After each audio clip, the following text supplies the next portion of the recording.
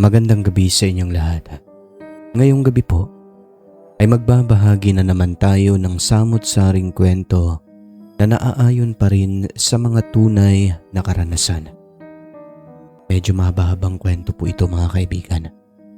Pero bago tayo magpatuloy, inaanyayahan ko po kayo na mag-subscribe sa ating channel upang updated kayo sa mga bago nating uploads. Halina, sabay-sabay nating pakinggan ang mga kwentong talaga namang nakakapangilabot. Ako nga pala si Kakay, masugid niyo na tagapakinig. Hindi ko po ito malilimutan na kahit sa murang edad ko pa lang noon ay naalala ko talaga ang buong pangyayari. Nangyari po ito taong 1996 sa lalawigan ng South Cotabato. Hindi ko na lang babanggitin kung saang barangay o bayan bilang respeto. Kakalipat lang namin noon sa lugar. Nakabili po kasi ng bahay at lupa ang aking mga magulang doon.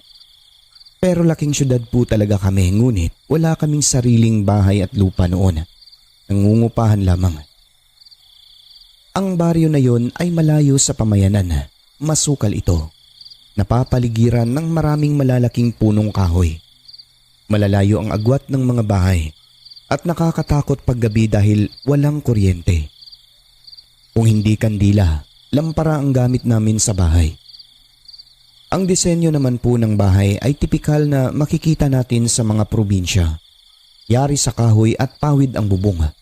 Yung bahay namin sira-sira na yon. Tatlo po kaming magkakapatid. Ang panganay namin ay 10 taong gulang pa lamang ng mga panahon na iyon. Ako naman ay 8 at ang bunso naming kapatid ay 6. Sa iisang kwarto lamang po kami natutulog. 2 kwarto po ang bahay, ang isa sa mga magulang.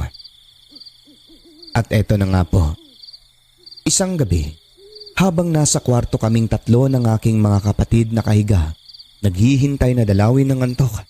Wala ng aming mga magulang noon dahil may pinuntahan sa bayan. Maya-maya lang, nagulat kami ng aking mga kapatid sa malakas na paglagapak na nagmumula sa bubong ng aming tahanan. Parang may nahulog na malaki at napakabigat na kung ano. Hindi naman pwedeng bunga lamang ng niyog o sanga ng punong kahoy kasi wala pong malapit na puno sa bahay namin. Gulat na gulat talaga kami kasi first time mangyari sa amin na yung ganon kalakas na pagbagsak sa atip. Yero pa naman ang bubong kaya naman sobrang gulat talaga namin, lalo na ang bunso naming kapatid. Akala namin kidlat Pero may kung ano pala na nasa ibabaw. Parang puputok na ang dibdib namin sa takot. Nakiramdam lang kami. Iniisip namin na baka pusa lang ito o ibon. Ngunit ilang sandali pa ay bigla na lamang itong tumalon-talon sa yero. Kaya umuuga talaga yung bubungan ng aming bahay. Hindi kami nag-ingay kahit na takot na kami ng mga sandali na iyon. Nagtalukbong kami ng kumot pero nakatingin pa rin sa bubong. Matapos nitong magpalundag-lundag ay bigla na lamang tumakbo. Pagkatapos narinig namin na may lumundag papunta sa lupa at sinundan ng angil na mahina. Parang tao talaga yung tunog ng paa. Alam ko yun kasi mahilig po kaming umakyat ng bayabas tapos lulundag pababa. Ganon po talaga yung tunog. Parang tao na lumundag. Nanginginig na kaming 3 ng kapatid ko sa takot. Gusto na namin sumigaw nun pero pinigilan kami ng aming ate sapagkat mas lalo lang umano kaming tatakutin ng kung sinong nasa labas. At isa pa, ang layo ng kapitbahay namin doon. Hindi rin daw kami maririnig. "Huwag na lang kayong maingay. Darating sina tatay. Basta huwag lang kayong magpakita ng takot dahil mas lalo tayong tatakutin yan." Wika ng aming ate. Mas lalo kaming nangilabot noong maramdaman naming gumagapang na ito sa dingding ng bahay. Pagkatapos ay kinakalmot niya. Ang bintana, tinutulak pero hindi mabuksan. Pati ang pintuan ay sinubukan niyang buksan sa pamamagitan ng pagtulak pero hindi nabuksan kasi may mga lock naman sa loob na bakal. Umiiyak na kami ng mga kapatid ko dahil yung aswang ay dinig na dinig po namin ang hingal nito sa labas na gustong makapasok. Sa totoo lang, sobrang nakakatakot po talaga ang tinig ng aswang. Siguro karamihan sa mga nakikinig dito, sa kwento lang nakarinig ng huni ng aswang. Alam niyo yung inahing baboy? Ganon po yung una naming naririnig. Pagkatapos ay umangil. Mahina lang. And then nag-iba naman ang boses. Nagiging boses aswang galit. At yun na nga po Sir Alex. Hanggang sa kinakalkal na nito ang isang bahagi ng dingding na mayroong butas na maliit. Dito'y napasigaw na po talaga kaming tatlo dahil unti-unting lumalaki yung butas. Hanggang sa nakikita na po namin ang maitim na mga daliri nito sa butas na may mahahabang kuko. Sinisira niya ang dingding. Tapos nakikita naming sumisilip siya. Parang dumidila pa. Kahit hindi sapat ang liwanag na nagmumula sa lampara sa loob ng aming kwarto. Kitang-kita po namin tatlo. Noong sumilip ang mga matang mapupula at mabalahibong mukha. Sa puntong ito ay sigaw na po kami ng sigaw habang nagyayakapan. Hindi na kami nakatiis dahil labis na po yung aming kilabot. Mabuti na lamang po at may napadaan na isang kapitbahay, si Mang Ben. Narinig niya po kaming sumisigaw pero nagtataka siya dahil parang galing daw sa ilalim ng lupa ang mga boses namin ng kapatid ko. Ngunit huminto po siya, dumapa. Pagkatapos ay inilapit niya ang kanyang tenga sa lupa. Itong si Mang Ben, Sir Alex, may mga alam din po siya sa mga sinaunang paraan tungkol sa mga kung papaano i-handle ang mga kababalagan. Sa di inaasahan, habang nakikinig siya sa lupa, nakita niya po ang aswang na nakadikit sa dingding ng bahay namin na sinisira na ang dingding. Sa pagkakataong ito, narinig niya na po ang aming boses na malakas. Pagkakita niya sa agresibong nilalang, ay agad niyang hinugot ang kanyang daladalang itak at sinigawan ang aswang. Ang sabi niya, "Hoy, ano ka aswang? Anong ginagawa mo sa pamilyang yan?" Lumingon pa sa kanya ang nilalang bago ito tuluyang umalis. Natakot daw ang aswang Sir Alex sa kanya kasi ito pong si Mang Ben, kilalang matapang na tao sa kanilang baryo o sa baryo na yon. Takot din daw ang aswang sa kanya dahil bukod sa magaling ito makipagbuno, may alam din pala kung sino ang mga aswang sa naturang baryo. At yun na nga, agad niya na kaming pinuntahan at nagtawag. Ang tinatawag niya ay tatay at nanay namin kasi buong akala niya ay nandoon ang mga magulang namin sa loob. Kami ang sumagot.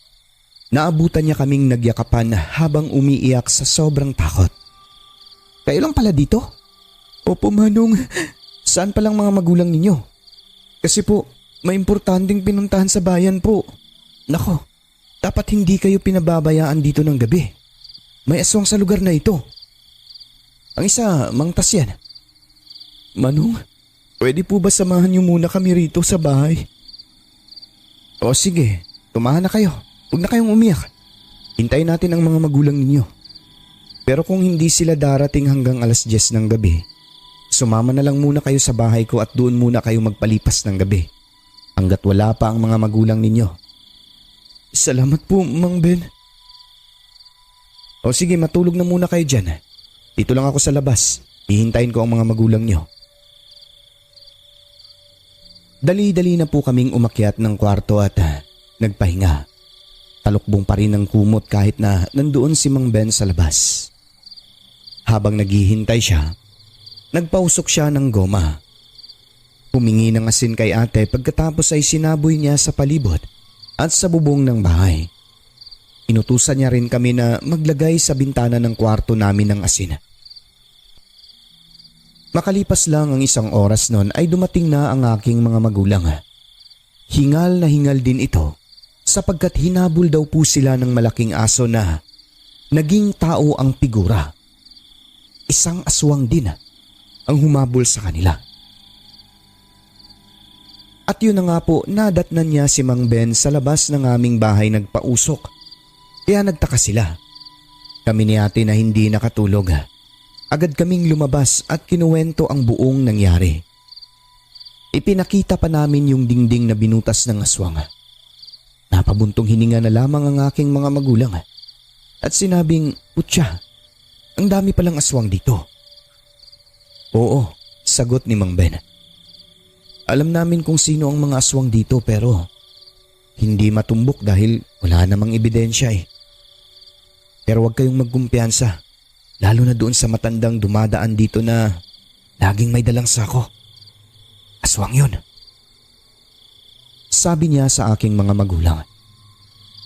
Sumagot naman si nanay at sinabi, "Kaya pala patingin-tingin ang taong yun dito?" "Oo, dahil mga dayo kayo, mabango sa kanila ang mga dayo. Pero kaming mga taga rito, hindi nila kami ginagambala kasi nga taga dito kami. Takot din ang mga yan sa tao rito. Kasi pag napatunayan sila, ewan lang kung saan sila pupulutin. Kaya kayong mga bago pa lang dito, mag-iingat talaga. At payo ko sa inyong dalawa, yung mga anak ninyo maliliit pa. Huwag niyo muna pabayaan sa gabi. Kung hindi ako dumating kanina, baka na disgrasya na yung tatlo." "Salamat po talaga sa iyo, Ben. Salamat sa pagligtas sa mga anak ko. Walang anuman yun. Basta sa susunod mag-iingat lang talaga kayo. Huwag niyong hayaan ang mga bata na maiwan sa bahay ninyo na sila-sila lang." "O paano, aalis na muna ako. Mag-iingat kayo rito ha." "Sige pare. At nga pala, hayaan niyo, bukas dadalhan ko kayo ng bagakay." "Anong bagakay?" "Yan ay isang uri ng kawayan. Takot ang mga aswang dyan." "Sige pare, para may panangga naman kami dito." Tumango si Mang Ben pagkatapos ay umalis na. Kinabukasan, kita namin lahat ang mga naiwang bakas ng mga putik mula sa aswang sa dingding ng aming bahay, lalo na doon sa may butas. Bandang 3:00 ng hapon, bumalik si Mang Ben at may inabot siyang bagakay na pinatulis sa aking tatay. "O eto, ikaw na lang magpatulis sa iba. Gawin mong katulad sa ginawa ko na yan. Kung may aswang ulit na magbubutas sa dingding ninyo, tusukin niyo ang mata. Huwag kayo matakot, tignan natin. Pag matulis na yan, ilagay mo sa palibot ng inyong bahay at sa kwarto ninyo. Tapos magsaboy kayo ng asin at ang pinaka-importanteng payo ko lang talaga, magdasal kayo buong pamilya bago matulog." "Gagawin namin yan pare. Salamat talaga sa'yo. Kung hindi dahil sa'yo, wala kaming alam sa mga bagay na pangkontra talaga sa aswang. Walang anuman. At kung kakailanganin niyo ako, tawagin niyo lang kami. Sino bang magtutulungan kundi tayo-tayo lang din naman."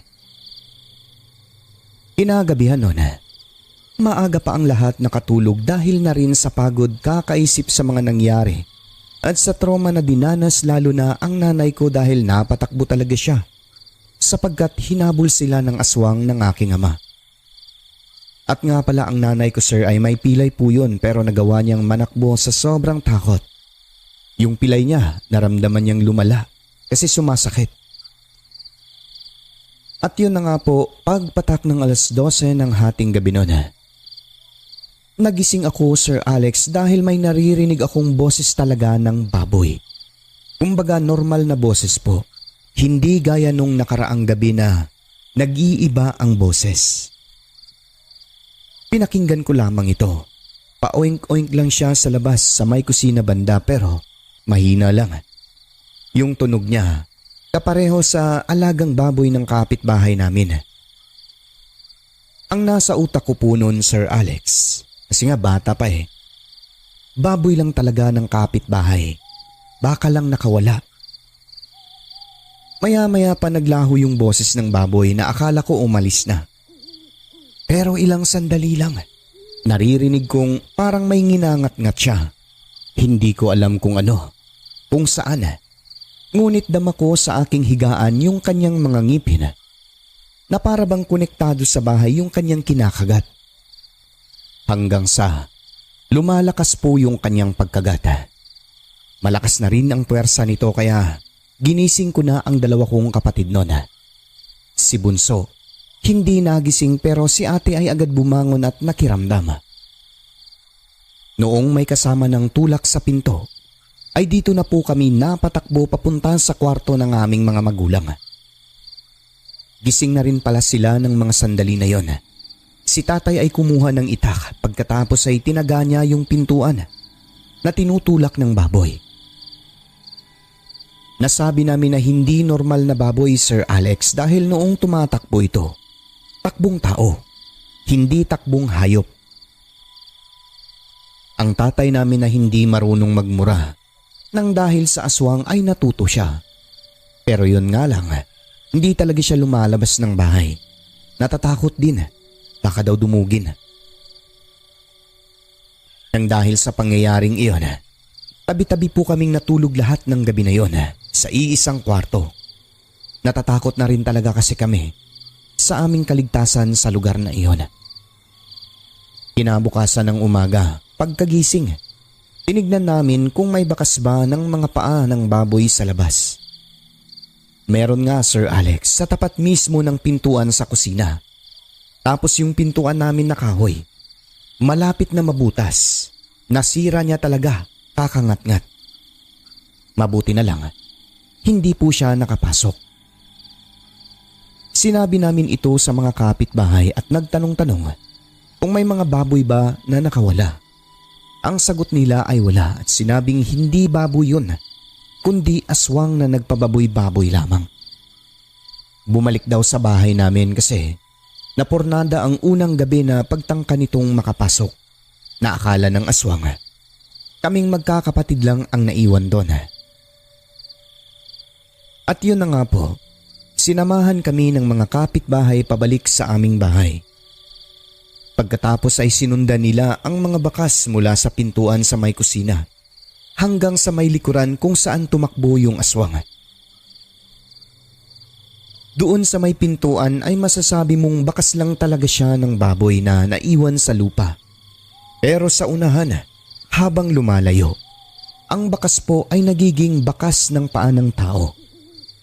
At base sa laki, paa ng isang lalaki. Wala nang ibang pinaghihinalaan, kundi yung bantog na aswang na matagal nang bantog sa lugar. Hindi lang mahuli-huli kasi nga, wala namang sapat na ebidensya. Ang ipinagpasalamat lang namin ng gabi na yon, hindi naisip ng baboy na umikot sa harapan kasi sira na po talaga yung gilid ng pintuan doon. Tinakpan na lang ng maliit na plywood. Dahil sa mga nangyayari, ang tatay namin ay galit na galit na.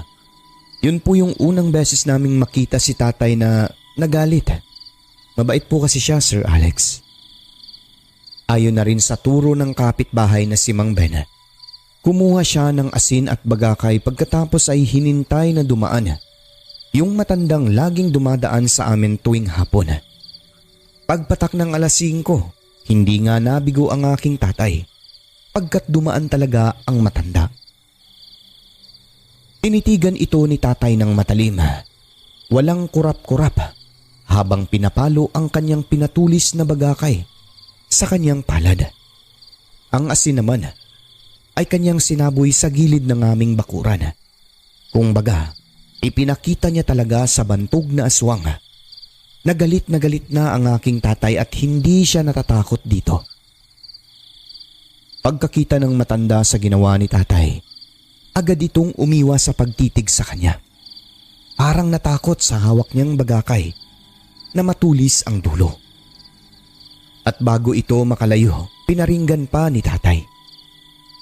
Ganyan pala kayo sa mga dayo rito ah. Huwag lang kayong magpahuli dahil may mga kamag-anak din kaming aswang. At tinuruan na kami kung ano ang makapatay sa inyo dito. Walang lingon-lingon ang matanda. Dire-diretso sa paglalakad na parang walang narinig. Pero tinig niya talaga yon. Alam mong may tinatago siya kasi para siyang hindi mapakali sa mga binitawang salita ni tatay. Kapansin-pansin din, hindi ito lumingon sa bahay namin. Di tulad ng dati habang naglalaro kami ng mga kapatid ko. Panay titig yun sa amin kahit na nakalagpas na siya. Yung bunso talaga yung trip niya.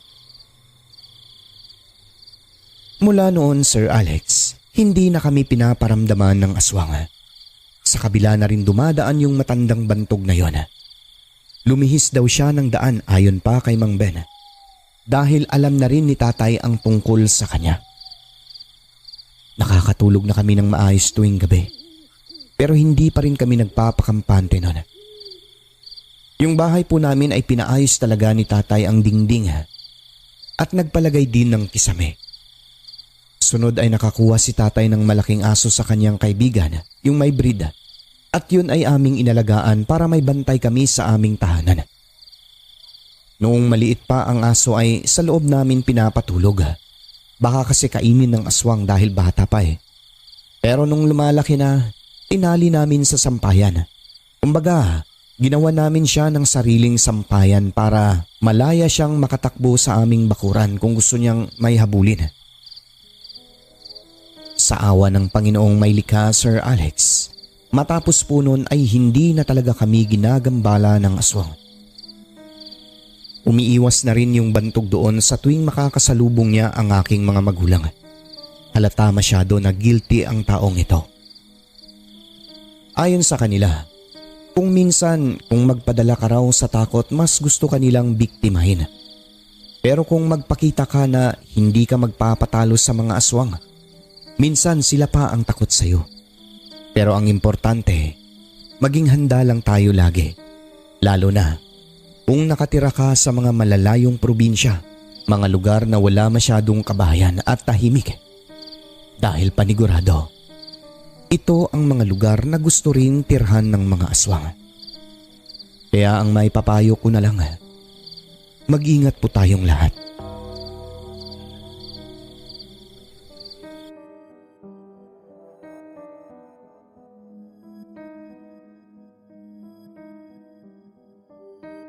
Tawagin niyo na lang po ako sa pangalang Joshua. Nangyari ito taong 2002 sa Mindanao. Mayroon akong kababata na kabaryo namin. Siya si Lala.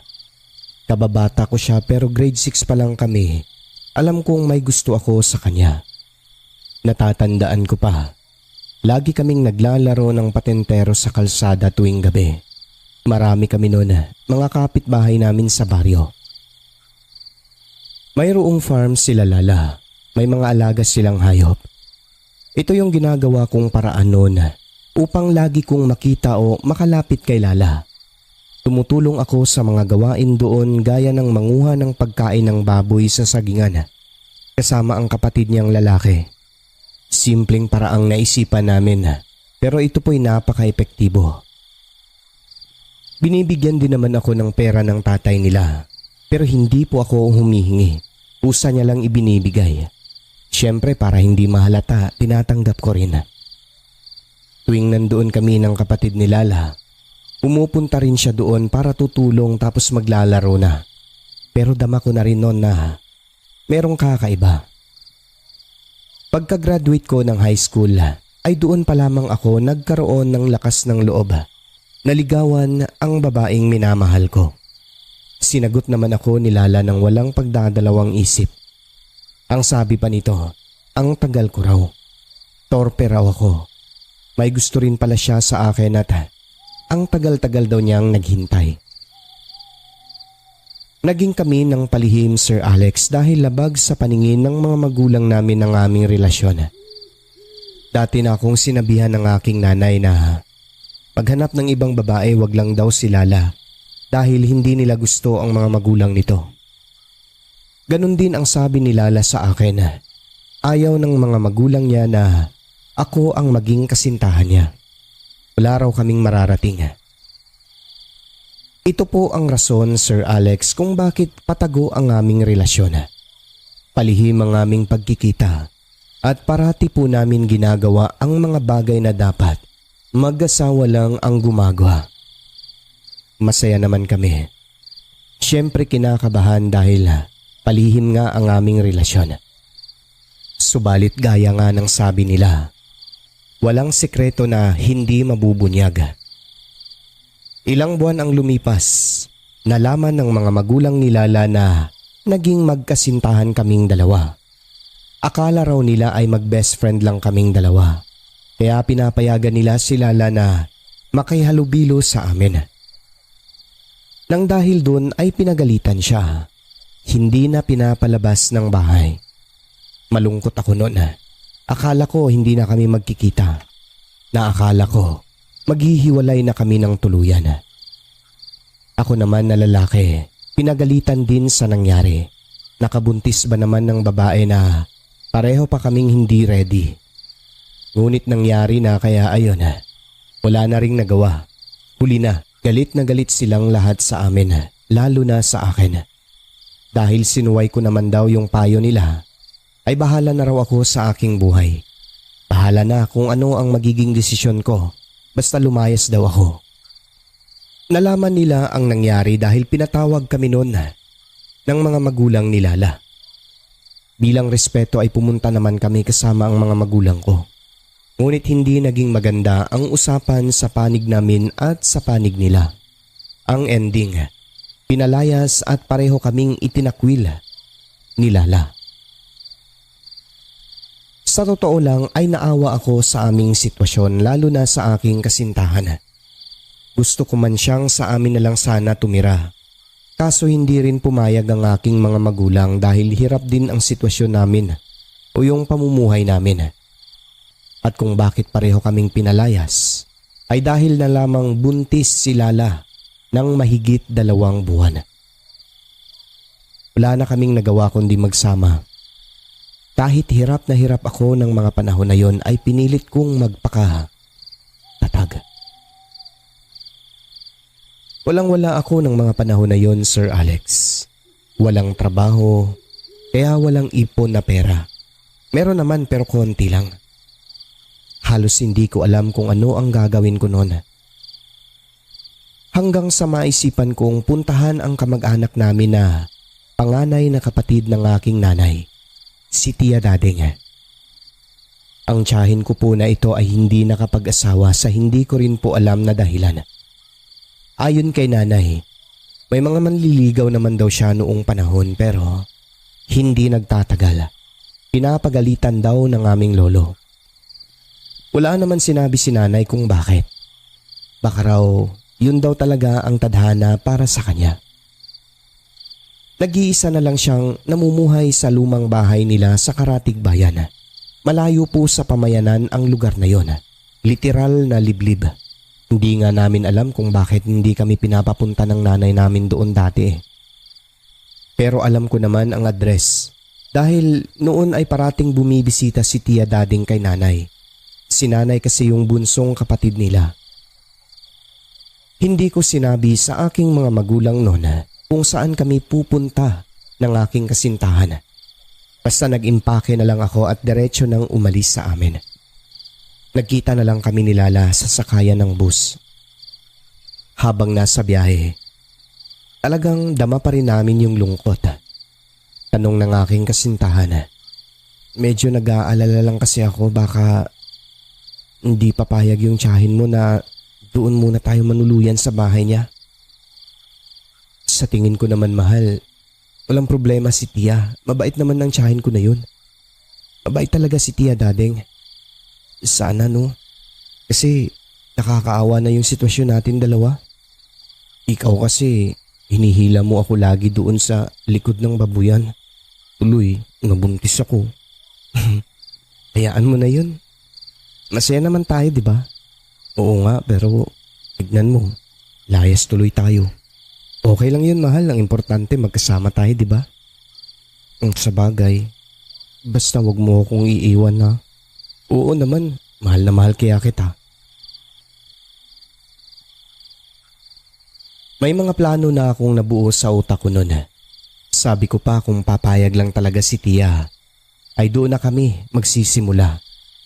Nasabi rin kasi ng nanay ko noon na sana raw kahit isa sa mga pamangkin niya titira sa kanya para pag tumanda siya ay meron siyang kasama.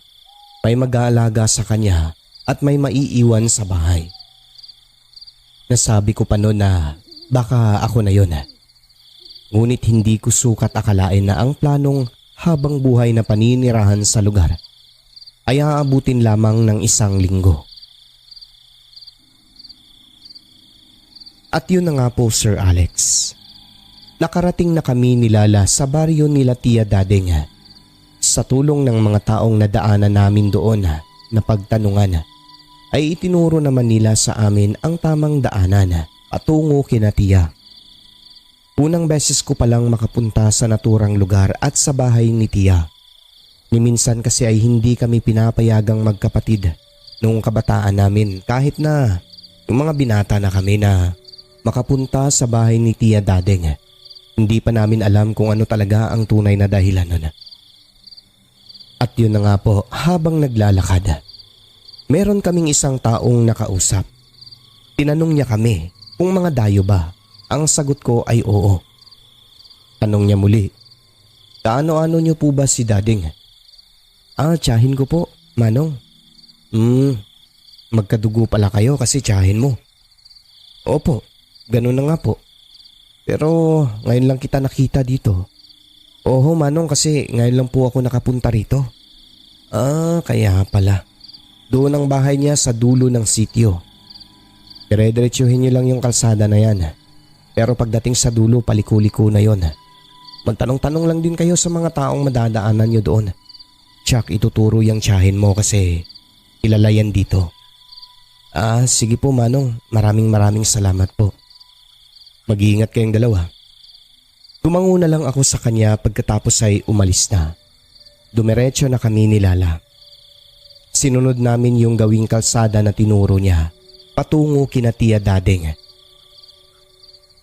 Napansin namin, Sir Alex, na dahan-dahang lumiliit ang kalsada. Pagdating nga sa dulo nito ay dead end na pero may kalsada na makipot na pangtao lang. Hindi na makakapasok ang mga tricycle at masukal na po yung daanan doon. Hanggang sa may nakasalubong kaming isang matandang lalaki. Malayo pa lang, titig na titig siya sa amin dalawa ni Lala. Isang uri ng titig na may malalim na kahulugan. Mga matang parang may gustong sabihin. Bigla siyang huminto sa tapat namin at nagtanong kung saan daw kami pupunta. Sinagot ko naman siya at sinabing pupunta sa tiyahin ko. Hindi mo dapat dinadala ang buntis dito, iho. Alam niyo bang masyadong delikado ang lugar na ito? Delikado sa alin po? Sa buntis lang? Oo. Bakit o? Ano po ang meron dito? Kita mo naman na walang tao dito. Walang kabayan. Tignan niyo ang paligid. Mga dayo rin kayo dito. Ano ba kasi ang ginagawa niyo? At yun naisipang magpunta? Sino ang tiyahin mo? Si Tia Dadeng po. Sigurado ka? Tiyahin mo siya? Oo, Manong. Bakit niyo po na itatanong? Kung ako sa inyo, bumalik na kayo. Muwi na kayo kung saan kayo galing. Natakot ang aking kasintahan sa mga binitawan niyang salita. Baka raw kasi baliw lang yung matanda, baka atakihin kami. Nang dahil doon ay hinayaan na lang po namin itong nagsasalita. Kumbaga, tagos lang sa kabilang tenga. Subalit kahit na nakalayo na kami noon, nakikita naming nagsasalita pa rin ito at may tinuturo pa siya. Tapos kinakawayan niya kami pinapabalik. Hindi na lang namin pinansin. Ang ipinagtataka lang namin noon, Sir Alex, ay kung bakit nalaman niyang buntis si Lala. Pero hindi namin pinansin yon o hindi binigyan ng maling kahulugan. Dumiretso na kami sa paglalakad dahil malayo-layo pa ang bahay nila Tia Dadeng. Nakarating naman po kami ng matiwasay, malapit ng magdilim. Malayo pa lang ay sinalubong kami ni Tia Dadeng. Nagmamadali ito. at parang balisa. Tiya Dading, tiya, ikaw, kayo pala. Tama, kayo pala. Sa'yo, ikaw. Sabi niya kay Lala. Nagtataka naman ang kasintahan ko sa reaksyon ni Tiya Dading. Kaya di naiwasang nagtanong siya sa akin kung bakit ganun si Tiya at ano ang sinasabi niya. Para kasing hindi namin maintindihan ang kilos talaga noon, Sir Alex, na maging ako. Hanggang sa bigla siyang parang bumalik sa normal. Nagulat siya na dumating kami ni Lala sa kanya. Tiya, ako po ito si Joshua. Nakikilala niyo pa rin po ba ako? Ay, anak ni Gingging. Opo, kapatid niyo po. Ah, oo nga. Itong babae, ikaw nga. Sino man itong kasama mo na ito na mabango? Ah, kasintahan ko po siya, Tiya. Kasintahan mo pala.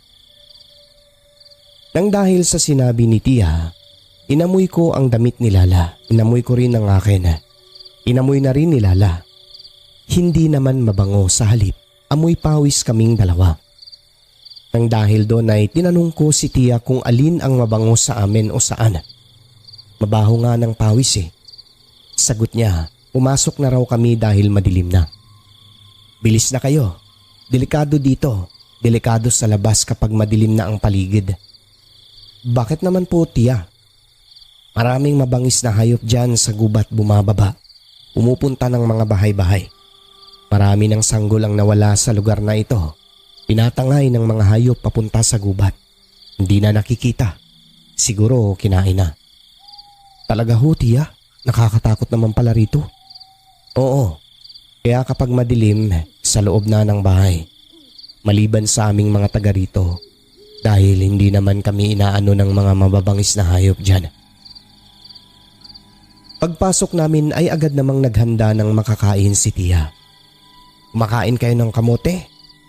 Ito lang ang pagkain ko ngayong gabi. Pasensya na kayo. Meron pa po akong pambili ng bigas, Tiya. Bibili na lang po ako sa tindahan. Sige. Dito na lang si Lala kasi malayo pa ang tindahan. Maglalakad ka pa. Mapagod na masyado itong babae. Hindi po. Josh, hindi.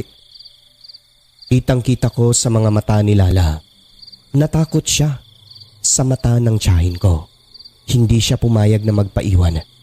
Mahigpit ang pagkahawak niya sa aking kamay at sinabing, "Huwag mo akong iiwan dito na mag-isa. Ayoko magpaiwan." Natatakot daw siya sa tiyahin ko, Sir Alex. Sobrang dilim pa ng bahay dahil lampara lang ang gamit doon. Nang dahil doon ay si Tiya na lamang ang bumili mismo ng bigas. Takang-taka naman kami, Sir Alex. Wala pang 10 minuto. Nakabalik na agad. Maayos naman kaming nakakain ng hapunan ng gabi na iyon. Maayos din ang pagtulog namin sa kwartong isa. Kinabukasan, habang nagkakape ay nagkwentuhan kami ni Tiya Dading. Ang sabi niya, "Wala bang sinabi sa iyo ang nanay mo tungkol sa akin?" "Wala naman po, Tiya. Ano po ba yun?" Wala naman. Sa amin lang yun, magkakapatid." Tiya, bakit hindi na po kayo napasyal sa aming lugar?" "Ay, matanda na kasi ako, anak. At isa pa, ayaw ko na rin bisitahin ang mga kapatid ko.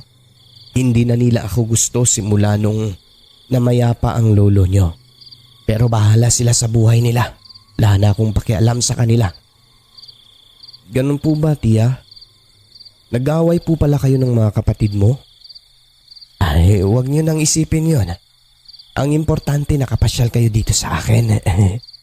"Kaya nga po, Tiya, masayang-masaya din po kami na sa wakas nakapunta na rin."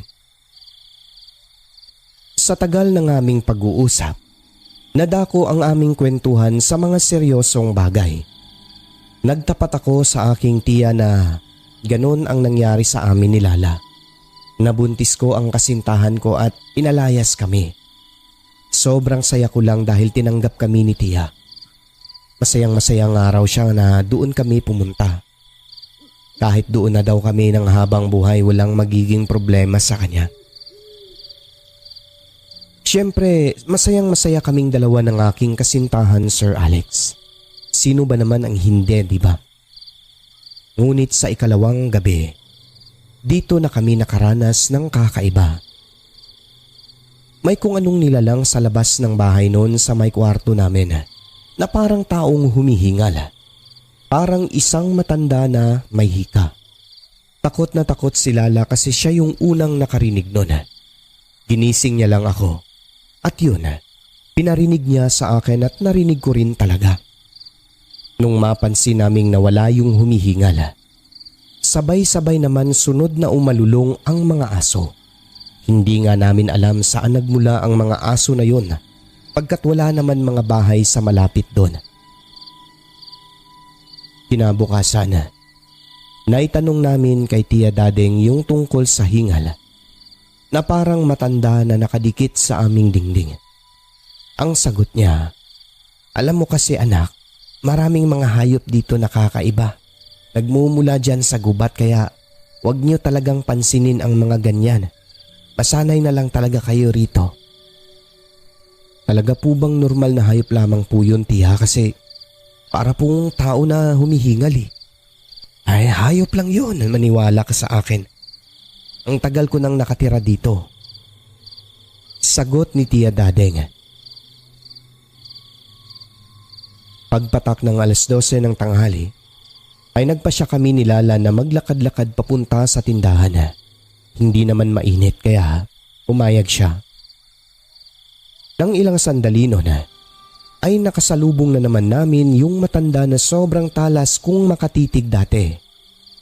Bigla itong nagsalita at sabi niya, "Kayong dalawa, kung ako sa inyo bumalik na kayo kung saan kayo nagmula, kung saan kayo galing." "Bakit naman po, Manong?" "Hindi niyo alam ang ginagawa ninyo." "Na ano po?" "Yang sinasabi mong kadugo mong si Dadeng, hindi mo ba alam na siya ang sumalo sa pagkaaswang ng lolo ninyo?" "Ha? Hindi ko po alam yan, Manong." "Ngayong alam mo na, sundin mo ang payo ko. Nanganganib ang buhay ng babaeng yan sa mismong tiyahin mo. Aswang si Dadeng at marami na siyang kinuhang sanggol sa lugar na ito. Siya ang isang rason kung bakit ang mga tao noon dito ay nagsialisan. Dahil sa kanya na isang uri ng aswang na sanggol ang kinakain. Siya ang tiyahin mo kaya mag-iingat ka." "Paano naman ako maniniwala sa inyo, Manong? Mukhang binabaliktad mo yata kasi eh. Di ba ikaw ang nagsabi na buntis ang kasintahan ko? Nalaman mo yun na hindi naman namin sinabi sa inyo, di ba?" Si Tia Dadeng hindi niya alam na buntis ang kasintahan ko na yan. Ngayon, sabihin mo, sino ang aswang? Siya o ikaw?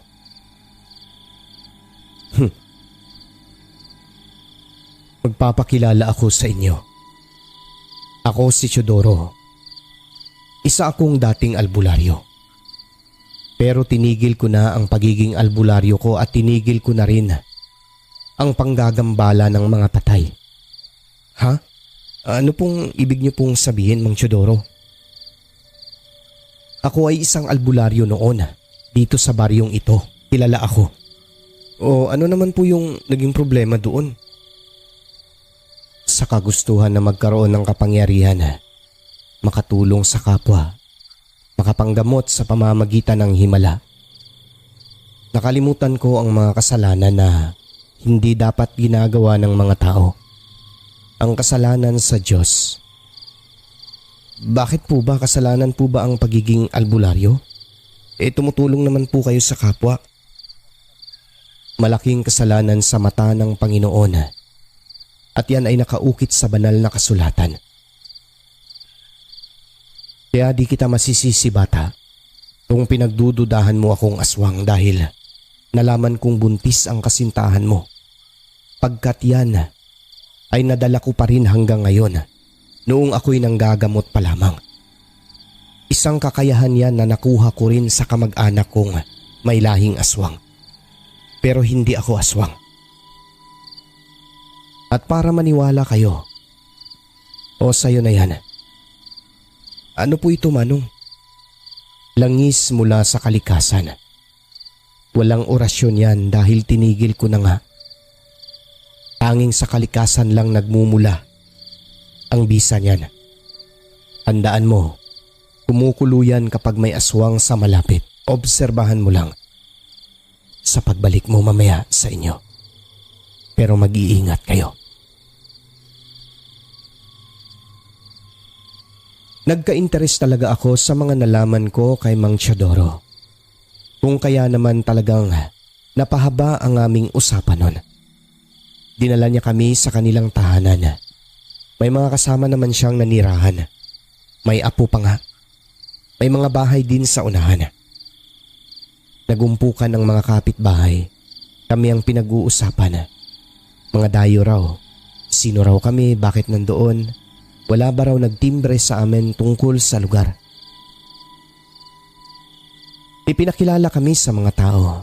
Ayun, nagkakilala. May mga babala sila. Bumalik na kami nilala sa bahay nila, Tia Dading. Madilim-dilim na nun.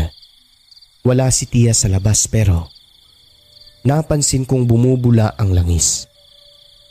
Nagsenyas ako kay Lala. Huwag maingay, pasok lang sa kwarto. Pumasok naman ang aking kasintahan. Pero ako ay nagpaiwan at sumilip sa kwarto ni Tia Dading. Malakas kasi ang pagbula ng lana. Kumukulo ito. Umiinit kaya binuksan ko na lang ang takip. Isa po kasing palatandaan na nasa malapit lang talaga siya. Pagsilip na pagsilip ko sa butas, hindi ako makapaniwala sa aking nasaksihan. Nanindig talaga ang buong balahibo sa aking katawan. Si Tia Dading kasi, nakita kong nakaluhod, nanananayo ang buhok at pulang-pula ang mga mata sa loob ng kanyang kwarto na nakaharap sa altar na iba ang mga nakatayong ribulto. Inilabutan ako ng labis nang makita kong mahaba ang kanyang dila. Abot hanggang sahig at ang mga bibig niya ay mayroon pong pangil. Naamoy niya siguro ang buntis na dumating kaya lumalanghap siya ng hangin. Inaamoy niya ito. Alam kong si Tia Dading siya kahit na hindi ko makilala na ang kanyang mukha dahil sa ibang iba na ito sa dati. Pero ang pinaka nakakapangilabot pa na talaga namang hindi ko makakalimutan ay noong makita kong umiikot ang kanyang ulo na parabang walang buto. Sa labis na panginginig ko noon, Sir Alex, ay halos hindi na ako makapagsalita. Parang atakihin ako sa puso sa sobrang nerbiyos. Ang ginawa ko ay nag-inhale, exhale. At nung medyo okay na yung aking pakiramdam, walang ano-ano, dumiretso ako sa kwarto at sinabihan ng aking kasintahan na magmadali na. Mag-impake na dahil aalis na kami sa bahay ni Tia Dading. Hanggat hindi pa siya natatapos, bilisan na natin. Nanganganib ang buhay natin dito sa loob ng bahay niya. Pinuha namin yung mga gamit namin at inilagay sa aming baga. Konti lang naman yung dala namin. Pagkatapos ay tumakbo na kami, Sir Alex. Markabahala na po yun kasi nga buntis ang aking kasintahan. Dumiretso kami sa bahay nila Mang Teodoro at agad naman kaming pinatuloy. Iyak ng iyak ang aking kasintahan. Nagpasalamat kami sa kanya dahil kung hindi sa mga sinabi nitong totoo tungkol sa aking tiyahin, maaaring may nangyari na kay Lala na hindi maganda. Ang ikinagulat pa namin, Sir Alex, minarkahan na raw si Lala. Ibig sabihin ay masusundan siya ng aswang pero sa tulong ng mga kaalaman at mga gamot niya mula sa kalikasan ay inalis ni Mang Teodoro ang marka ng aswang. Walang orasyon na ginamit ayon sa kanya dahil matagal na niyang kinalimutan at sinurrender sa kaibigang pare ang kanyang mga gamit sa pagiging albularyo. At noong makatanggap siya ng sakramento ay bigla na lang niyang nakalimutan ang lahat. Naalala niya manggagamot siya pero ni minsan ay hindi raw niya maalala na mayroon siyang mga Latin na salita na binibigkas kapag ginagamit niya ang mga orasyon na yon sa kanyang mga ginagamot. Hindi na pala siya yon. Iba na pala ang nasa kanya. At yun na nga po, matapos ang mahabang kwentuhan namin ni Mang Teodoro, nagpasalamat kami sa kanya. Sinigurado niya kay Lala na walang aswang na makakapanakit sa kanya at sa ipinagbubuntis nito sa puder niya. Kinagabihan nga noon na maaga pa lang ay meron ng bisita pero hindi nagtagal. Ayon kay Mang Teodoro, aswang na umano at hinahanap na ang buntis pero hindi nagtagal dahil marami siyang pangdepensa na mula sa kalikasan. Kinabukasan agad noon, Sir Alex, ay nagpasya na kaming umalis sa tulong na rin ni Mang Teodoro.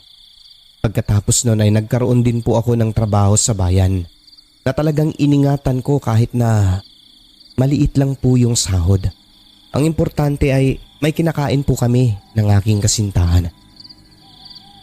Sa huling bahagi, Sir Alex, nagpasya kami na umuwi sa amin at humingi ng tawad sa aming mga magulang. Pinayuhan po kasi kami sa simbahan na dapat humingi ng tawad sa mga nagawa naming kasalanan. Pamilya man yan, kaibigan at sa kung sino pa man.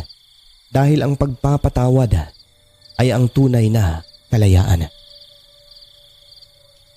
Noong nakaipon na ay nagpakasal kami ng simple lang.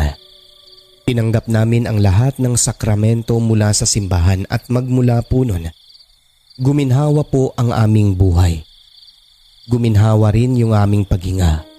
Yun bang parang bigla na lang naglaho ang lahat ng mga sakit na nararamdaman namin sa aming katawan. Lahat po ng yon, natutunan namin sa isang matandang hinusgahan agad namin base lamang sa panlabas na kaanyuan. Nalingid sa aming kaalaman. Siya pala ang tunay na tagapagligtas, hindi lang laban sa mga aswang kung hindi laban sa mga kaluluwang naligaw na ng landas dahil sa maling paniniwala.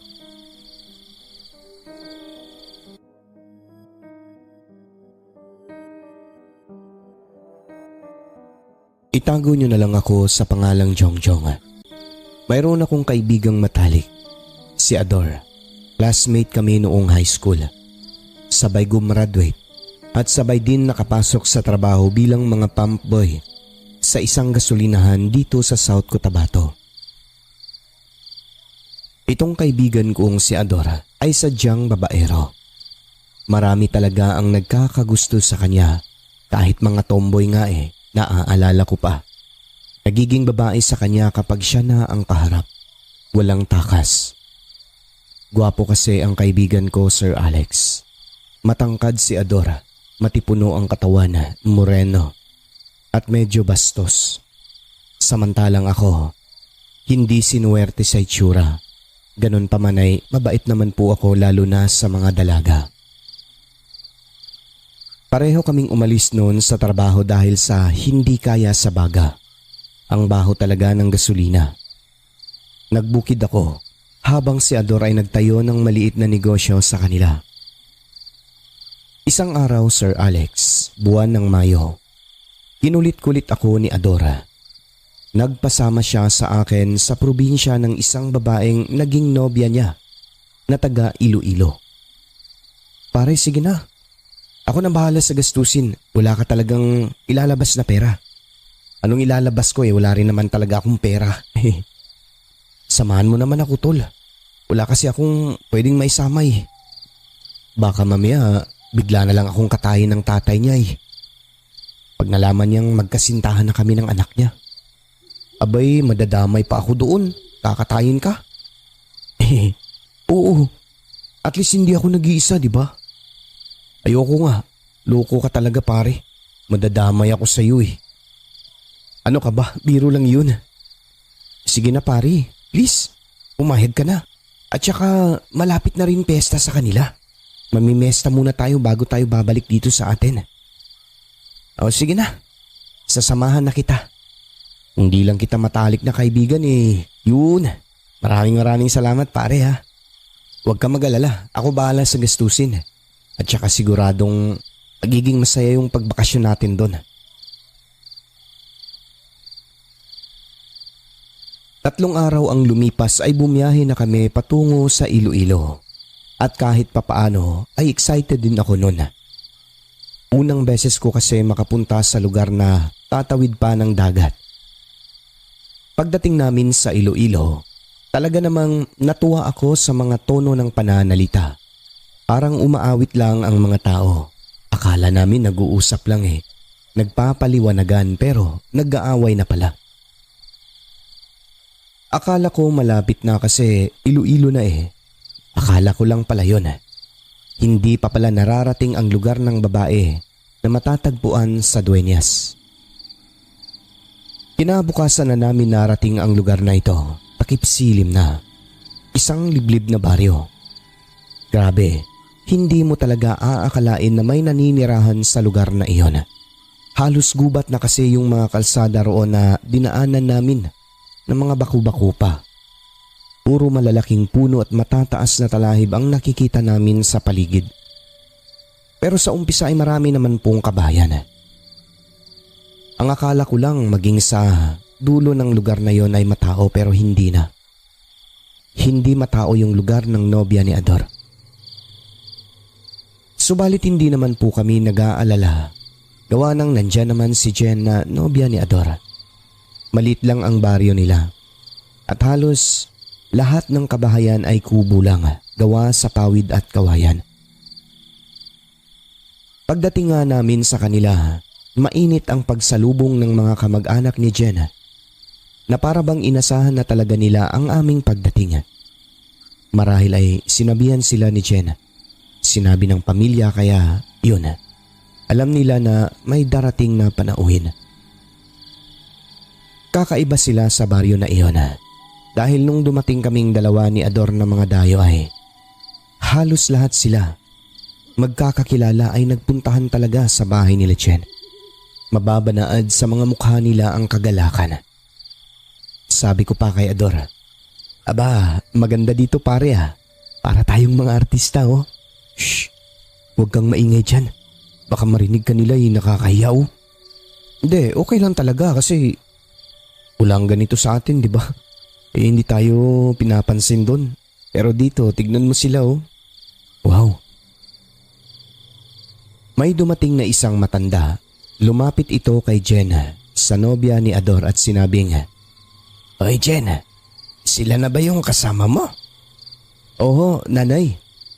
Ito po siya ang nobyo ko, si Ador. At ito naman kaibigan niya, si Jongjong." "Ah, maligayang pagdating mga iho. Siguradong magiging masaya ang fiesta dahil may mga panauhin na gaya ninyo." Ganun po ba? Pero bakit po magiging masaya? Halina kayo Ador, Jongjong. Doon na tayo sa loob ng bahay.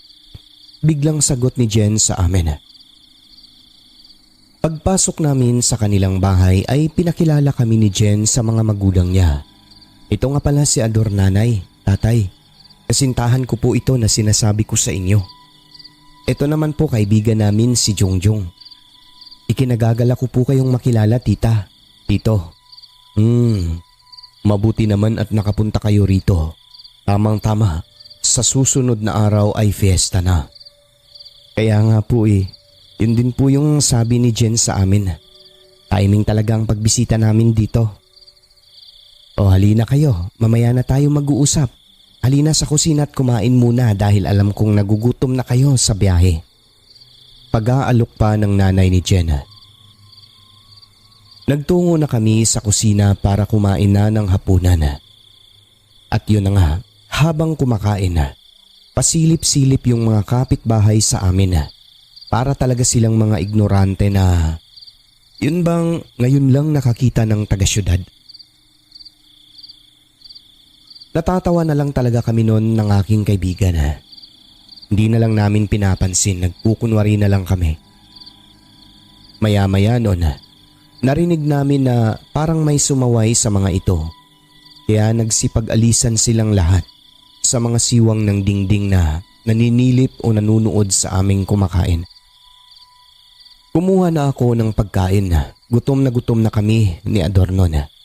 Pero pagtikim ko sa sabaw ay sobrang tabang na parabang walang asin. Para kang humigop ng mainit na tubig na amoy karne. Ganun pa man ay hindi ako nagreklamo upang hindi makabastos. Ang sabi ko na lang kay Ador habang kami nagkatinginan, "Naku pare, mukhang may sipon pa ako hanggang ngayon." Sagot niya, "Bakit?" "Wala pa rin kasi akong nalalasahan eh." Tumango siya sa akin. Alam ko na ang ibig sabihin. Pagkasabi ko po ng ganon, napansin kong napatitig silang lahat sa amin. Yung pamilya ni Jen mismo, lalo na yung kanyang nanay at lola. Medyo napahiya ako noon. Baka kasi isipin nila na hindi ako nasasarapan sa luto nila kaya nagpatuloy talaga ako sa pagkain noon. Ipinakita ko sa kanila na para bang sarap na sarap ako. Pero ang totoo, tiis na lang. Pinagabihan, sa iisang kwarto kami natulog ni Ador. Siyempre hindi pwedeng katabi namin si Jen. Kahit anong gawin ko ng gabi na yon, malalim na, ay hindi pa rin ako makatulog. Palimbag-limbag lamang sa papag. Marahil ay namamahay ako sa isip ko pa. Akala ko ako lang, pati pala si Ador, hindi rin makatulog. Hindi lang siya gumagalaw. Subalit ang ipinagtataka ko, para bang kusang lumalabas ang aking laway kaya dura ako ng dura sa bintana. Binuksan ko ito ng bahagya lang tapos sinasara ulit. Makaraan ng ilang minuto noon, bigla akong kinalabit ni Ador. Sumenya siya sa akin at sinabing wag maingay dahil may papakinggan daw kami. Tumigil ako sa aking pagdura-dura at sinubukan kong pakinggan yung mga boses na nagmumula sa sinisenyas niyang direksyon. Nagmumula ito sa kusina ng bahay. Pinakinggan namin. Meron kaming nauulinigang nag-uusap. Boses ito ni Jen at kanyang nanay. Nagtataka lang kami 1:00 na ng madaling araw. Bakit hindi pa sila natutulog? Naisip na lang namin ni Ador marahil na miss lang nila ang isa't isa kaya ayon. Sinusulit nila ang kanilang muling pagkikita. Kasi pagkatapos daw ng fiesta ay mawawala na. O ibig sabihin siguro nila ay babalik na naman sa Mindanao. Pinakinggan pa namin ito ng husto kasi hindi masyadong dinig yung mga boses nila kaya idinikit talaga namin yung aming tenga sa may dingding. Hanggang sa may narinig kaming pag-uusap nila na nagdulot ng kaba at takot sa aming dalawa. Ang sabi ni Jen, "Kausapin niyo naman po si tatay. Kasi nahuhulog na po ang loob ko kay Ador.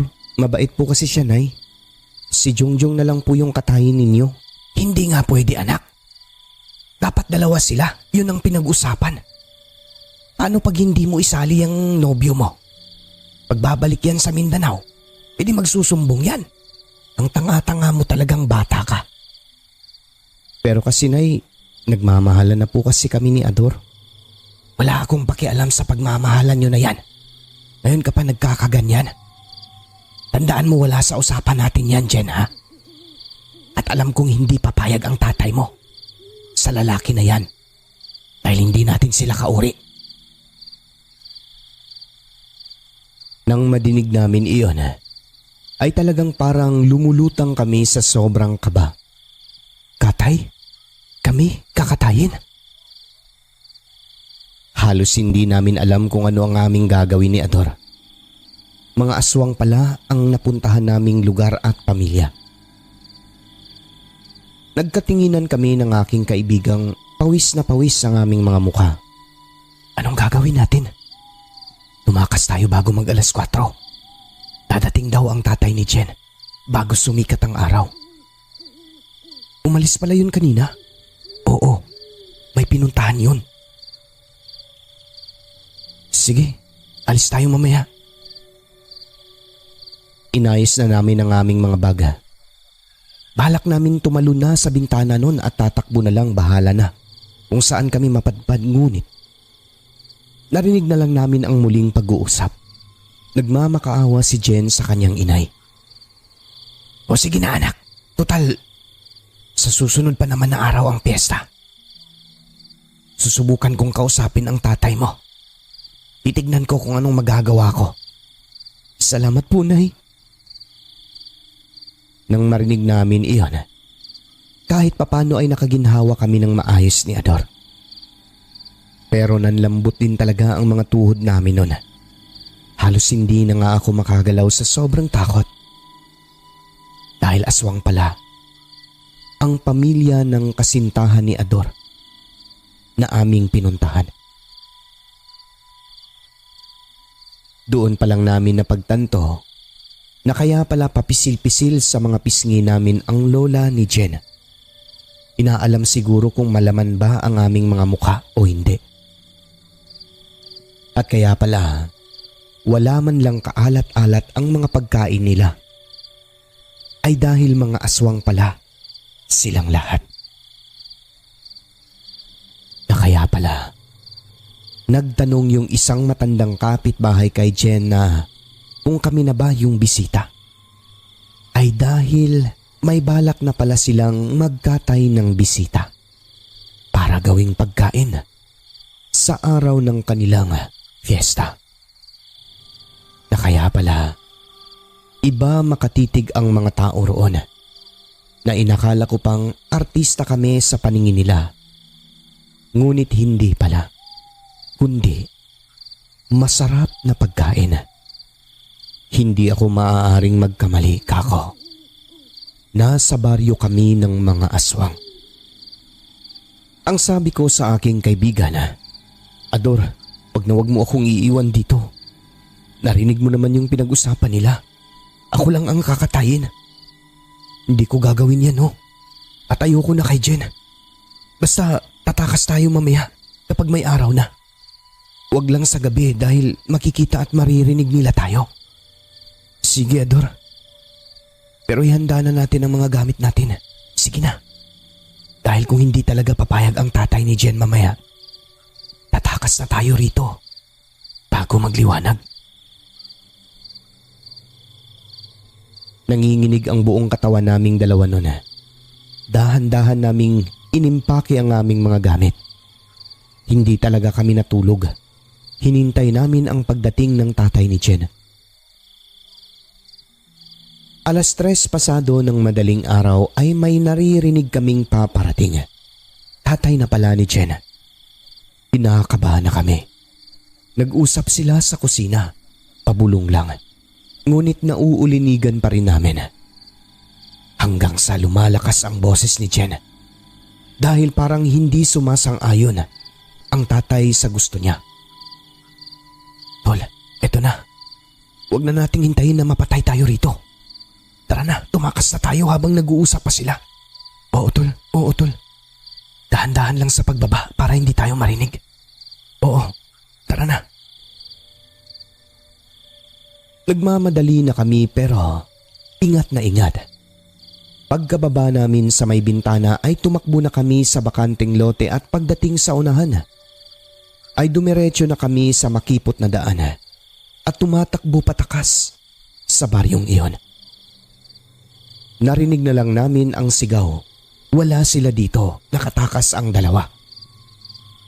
Alam ko na ng mga sandaling yon ay kumikilos na sila upang hanapin at habulin kami. Hindi na namin nakuhang lumingon sa sobrang kaba. Basta, takbo lang kami ng takbo para makatakas at makalayo sa malaimpyernong lugar na iyon. May nadaanan kaming lumang sementeryo. May mga nichong butas at wala nang laman sa loob. Halatang matagal nang napabayaan dahil puno na ng mga kahoy at mahahabang talahib. At dahil madilim pa ng mga oras na yon, naisipan naming magpahinga muna sa loob ng isang nicho na wala ng kabaong para hindi kami mahabol at makita ng aswang. Sumiksik kami ni Ador sa ilalim at naghintay na magliwanag ang kapaligiran. Tol, mga aswang pala ang napuntahan natin. Kaya nga hindi ko naman alam na ganito pala. Balak nila tayong ialay sa nalalapit nilang pesta. Adora, aswang ang pamilya ng nobya mo. Yun nga eh. Hindi ko alam, mapalin lang pala si Jen. Di ko akalain na ganun ang gagawin niya sa akin. Pasensya ka na, Tula. Ngayon ko lang napagtanto. Kaya pala gustong gusto niya magsama ng isa sa mga kaibigan ko. Dahil plano pala nila na katayin tayo sa piyesta. Basta, ano man mangyari sa atin, kapag mahuli nila tayo dito, lalaban na lang tayo hanggang sa huling hininga natin, Ador. Oo, Tol. Hindi natin hayaan na basta na lang nila makuha ang katawan natin. Ilang sandali pa, may naririnig kami. Halos mabingi kami sa sobrang lakas ng kabog ng dibdib. May mga boses kaming naririnig sa di kalayuan. Mga kasamahan ng tatay ni Jenna at mga kabaryo nila, hinahanap kami. Wala dito, sayang, nakatakas sila. Sabi ng isa. Hanggang sa nagsialisan naman sila. Lumabas kami sa nicho mga alas 7 pasado na ng umaga.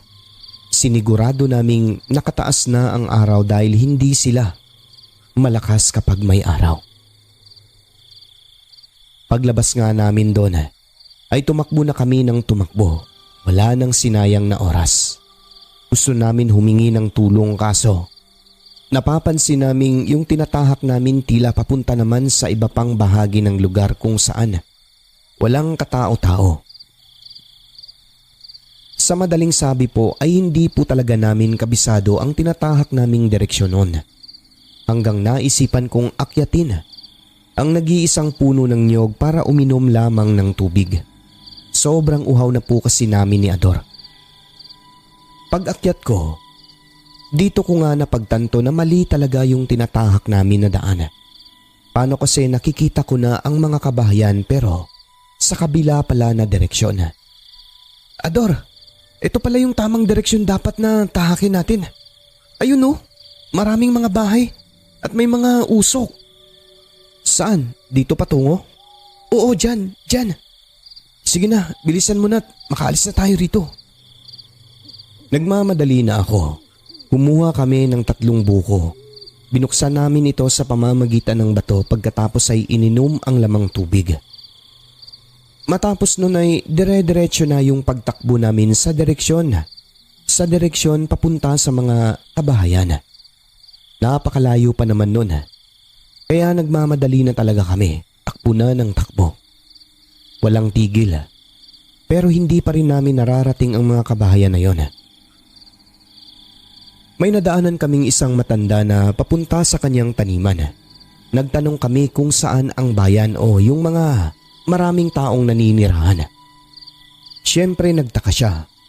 Ganon pa man ay itinuro niya sa amin ang tamang direksyon. Mukhang naligaw kayo ah. Opo, Lolo. Sa dulo nito ay kalsada na. Pakanan lang kayo. Salamat po sa inyo, Lolo. Teka, taga saan kayo? Mga dayo kayo, di ba? Oo. Sabi ko na nga ba eh. Bale, tumakas lang po kasi kami, Lolo. Narinig po kasi namin kakatayin daw kami ng pamilyang pinuntahan namin. Ano? Kakatayin kayo sa piyesta? Alam ko yung tinutukoy niyong lugar. Halika kayo, sumunod kayo sa akin. Nagulat talaga ang matanda. Ang sabi niya totoo yung baryo ng mga aswang kung saan kami napadpad. Mabuti at nakatakas kayo. Isang barangay sila dyan, puro mga aswang. Ang layo ng tinakbo nyo, nakarating kayo dito. Mabutit nakatakas kayo, yun ang importante. Andito na tayo sa dulo. Sundin nyo lang yung daan na yan. Makakauwi kayo sa inyo. Salamat po talaga, Lolo. Alis na, bago pa kayo maabutan dito. Dali-dali na kaming umalis ni Adora. Ilang oras ang nilakbay namin, Sir Alex. 10:00 ng tanghali narating namin ang maraming kabahayan. May mga bata o maraming tao. May nakita kaming naka-uniforme na pulis. Agad namin itong nilapitan at humingi kami ng tulong. Hindi siya nakapagsalita sa salaysay namin. Kumbaga parang hindi makapaniwala. Pero may sinabi siya ayon sa kanya. May mga kwento talaga na may baryong aswang sa lugar. Subalit hindi nila matukoy kung saang barangay o alin dahil wala namang sapat na katibayan. At wala rin namang balita sa kanila na may mga taga-roong nawawala o yung kinakatay. Kalimitan, nagmumula umano sa mga dayo yung nakukuha nilang impormasyon. Mga dayong naghahanap sa mga kaanak nila na hindi na natatagpuan. Tinulungan kami ng mamang pulis at ilang mga tao roon. Pinaiingat nila kami dahil kami mga dayo. Ang sabi nila, kung totoo man ang aswang sa baryo na sinasabi namin, malamang mga dayo talaga yung target. Kaya walang balita na lumalabas. At yun na nga tinulungan nila kami. Dinala kami sa presinto ng pulis. Pinunan ng salaysay pero may mga kasamahan silang hindi naniniwala. Pinagtatawanan pa nga kami doon eh. Siguro mga kamag-anak din ng aswang yun. Ang sabi pa baka guni-guni lang daw namin. Ang ending, pinauwi lang kami. Sa biyahe nagulat na lang ang mga tao na pahinto ang driver ng bus. Dahil bigla na lang sumigaw si Ador. Aswang, aswang. Napatingin naman yung ibang nakarinig. Pati ako, niyakap ko ang kaibigan ko. May seryosong nakatingin. May nagtanong, mahilig ba raw si Ador makinig ng mga nakakatakot gaya ng horror movies o yung mga drama sa radyo. Umiling naman si Ador bilang tugon. Tapos ayun, ngumiti na rin. Humingi siya ng pasensya sa pagsigaw niya. Nanaginip pala ito. At ayon sa salaysay ng kaibigan ko, hinabol daw kami ng aswang, Sir Alex. Naabutan daw kami sa bus. Aniya, kinatay daw sa loob. Mga aswang daw yung kasama naming pasahero pati driver. Kaya pala, nung magising siya patingin-tingin agad siya sa palibot. Sa totoo lang kinilabutan ako sa sinabi niya. Baka kasi magkatotoo. Gusto namin ibahagi sa kanila ang naging karanasan namin ni Ador pero dahil sa panaginip na yon hindi na namin ginawa. Para bang babala kasi yun sa amin eh. Natatakot kami na baka isa sa mga kasakay namin doon sa bus ay taga-baryo ng mga aswang sa Dueñas. Walang nakasiguro baka marami nga sila eh kaya minabuti na naming manahimik at nagtakip na lamang ng mukha habang nasa biyahe. Sa awa ng Panginoong may likha, nakauwi po kami sa Mindanao ng ligtas. Si Jen naman hindi na nagpakita. Sabi ni Adora, hinding-hindi niya mapapatawad ang babaeng yon sa kanyang ginawa. Muntik kaming makatay ng pamilya niyang puro mga aswang. Ilang buwan kaming nag-abang sa pagbalik nito sa inuupahang kwarto. Subalit hindi na talaga nagparamdam. Kaya naman amin na rin itong tinigilan. Ipinagpasa Diyos na lamang namin ang mga ginawa niya. Lesson learned mga kaibigan. Huwag tayong magtiwala agad sa mga taong hindi natin lubusang nakikilala. Subalit kung minsan kapag nga naman ang pinag-uusapan ay pagmamahalan. Kahit panganib ay makakalimutan din talaga kaya hindi ko rin masisisi ang aking kaibiganan. Pero simula nung pangyayari na yon sa amin, hindi na po talaga kami dumadayo sa ibang lugar na walang kasiguraduhan ang aming kaligtasan. Tulad na lang sa nangyari sa amin na yon. Imagine nagmula po kami sa Mindanao para lang po sa babae. Dumayo ng Visayas. Ngunit muntik kaming napahamak. Dahil ang babaeng minamahal pala ni Ador ay nagpapanggap lang. Pero dahil gwapo si Ador napamahal na rin siya kaso hindi naman pumayag ang kanyang tatay. Mga aswang ang pamilya nila. Kung ano daw yung pinag-usapan dapat ay isa katuparan talaga. Makakatay na sana kami nun para sa kanilang piyesta ngunit hindi umayon ang panahon. Siguro ay dahil may mga misyon pa kami dito sa mundo. Gaya na lang ni Ador na naging ganap na pari. Minsan kapag nagkikita kaming dalawa, mapapailing na lamang sa tuwing maalala namin ang aming naging karanasan. Oo, totoo ang mga aswang. Sobrang aktibo nila ng mga panahon na yun.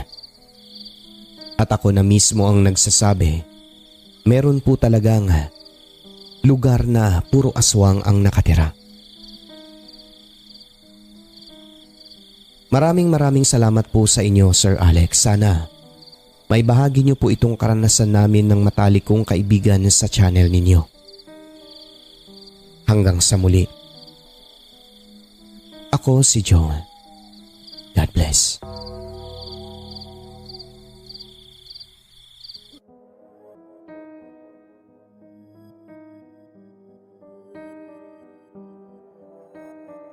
Bata pa lang ako ay may naririnig na akong kwento tungkol sa mga aswang. Habang lumalaki, nalaman ko mula mismo sa aking pamilya. Totoo ang mga aswang. Magandang araw o gabi sa inyo, Sir Alex. Ako nga pala si Baron, taga Iloilo. Mga estudyante pa kami ng mga panahong mangyari ito. Summer that time, kaya nagkayayaan kami na makifiesta kina Carlo. May sasakyan ng isang kaibigan namin na si Kyla. Yun ang ginamit namin papunta kina Carlo sa Dueñas. 3 kaming magbabarkada. Saan ba kayo mamimiesta? Tanong ng aking lolo. Sa Dueñas po, lolo. Sa bahay nila Carlo. Ganon ba? Mag-iingat ka, apo. Opo, lolo. Masayang-masaya kami, excited na makapunta sa lugar nila Carlo.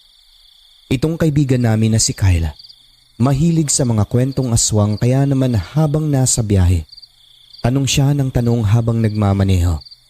Halatang hindi fiesta ang kanyang pakay kina Carlo, kundi ang mga kwento ukol sa mga aswang. At habang nasa biyahe, mga tanong nito kay Carlo, totoo ba ang mga kwentong aswang sa lugar ninyo? Marami kasi akong naririnig nun eh. Marami daw aswang sa Dueñas, totoo ba yun? Gusto ko gumala ng gabi dun. Gustong-gusto ko talaga makakita ng aswang. Ano? Tanong ko sa kanya. Sumagot naman si Carlo at sinabing, Wag. Wag na wag mong naising makakita ng aswang. Baka hindi mo kaya. Totoo ang mga aswang, tol. Talaga, Carlo? Nakakita ka na ba? Hindi pa, pero si nanay nakainkwentro na ng aswang noon, kwento niya. Muntik daw siya madali. Talaga? Oo. Ano naman ginawa niya para matalo niya ang aswang? May orasyon ba ang nanay mo? Mga Latin? Yung mga kwento ng matatanda? Wala naman. Pero mas maganda pagdating natin, siya na lang tanungin mo. Marami silang karanasan sa aswang. Talaga? Nakaka-excite naman. Tatanungin ko talaga yung nanay mo. Si Baron, tanungin mo rin may karanasan yan. Oo nga pala, Baron, may mga kwento ka rin ba sa aswang? Naniniwala ka ba nun? May naririnig lang ako na kwento sa mga matatanda pero nung kang makakita, wala pa akong nakitang aswang sa tanang buhay ko. Takot ka ba sa aswang, Baron?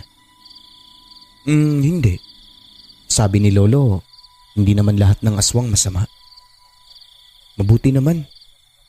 Kasi parang totoo naman yan eh. Sagot ni Kyla. Hanggang sa mapagod na lamang ito sa kakatanong kaya tahimik na lang kami habang bumabiyahe. Pagdating sa Dueñas sa baryo mismo nila Carlo, tamang-tama dahil gutom na kami noon.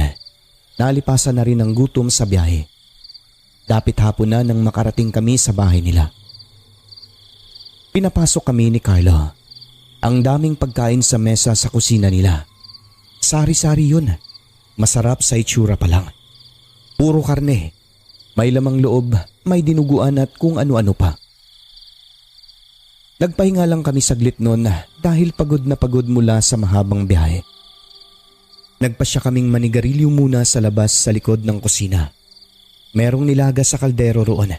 Umuusok pa at mukhang napakasarap nito. Ilang sandali pa'y lumabas ang nanay ni Carlo. "Halina kayo, kumain na kayo." Alok nito sa aming tatlo. Sumagot naman si Carlo at sabi niya, "Mamaya na lang, Nay, sabay na lang kami. Maliligo muna ako kasi hindi ako nakaligo kanina." "O sige." Tinignan ko ang mata ng nanay ni Carlo pero umiiwas siya. Kapag tititigan ko siya ulit, titingin naman siya sa kabilang dako. Halatang umiiwas talaga ito sa aking titig. Bilin kasi ng aking lolo Sir Alex, kapag dumadayo kami sa ibang lugar dapat ay mapagmatyaga. Tignan daw ang mga mata ng taong nakakausap namin, lalo na hindi kilala, sa lugar nila Carlo dahil maraming aswang ang naglipa na roon. Kapag baliktad daw ang refleksyon namin sa mga mata ng aming kausap, walang duda, aswang yon. Kung alukin kayo ng pagkain, Apo, huwag muna ninyong kainin.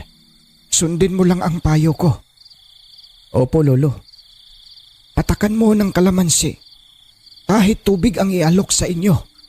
Kung hindi kayo sigurado, tanggihan nyo. Sabihin yung busog kayo. Ganun lang kasimple. Kabilin-bilinan ni Lolo bago ako umalis ng bahay namin noon at may dala talaga akong kalamansi.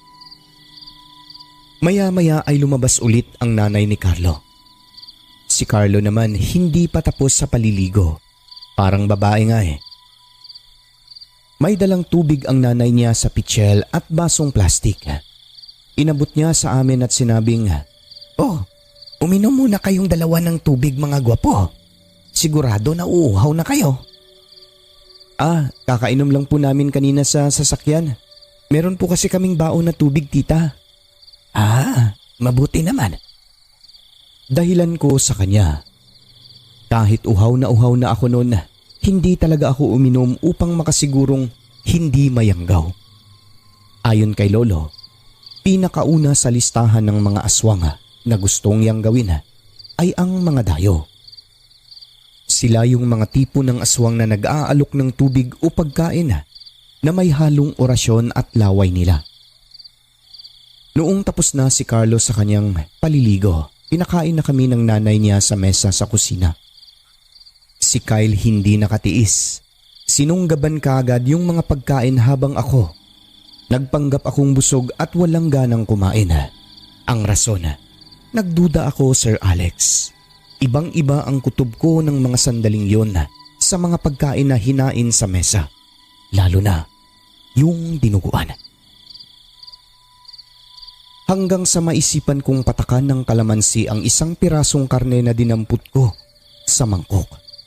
Pasimple ko itong ginawa, Sir Alex. Nagulat ako. Nagbago ang anyo at kulay nito. Naging puti na parang karne ng isda na binabad sa suka. Dahil sa aking nakita, kinabahan ako ng mga sandali na yon. Putya, mga aswang ang tao rito sabi ko sa aking sarili. Tumitingin na lamang ako noon kay Kyle at Carlo habang kumukuha ng pagkain. Si Kyle, dumampot ng karne sa mangkok na pinatakan ko ng kalamansi.